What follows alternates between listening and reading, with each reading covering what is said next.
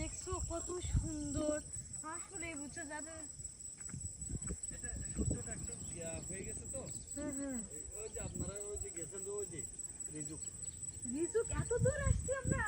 ওই যে দেখছেন সাঙ্গু নদী দেখছেন, ওই যে সাঙ্গু নদীর টার্নিংটা পার হলে রিজুক একদম লাস্ট একটা হিসাব করবেন যে এদিকে তাহলে তো ভালোই দূরে আসছিলাম।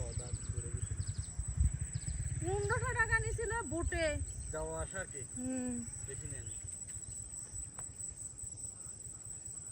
আপনারা ওই যে পাহাড় দেখতেছেন না, পাহাড়ের ওই পাশেও গ্রাম আছে,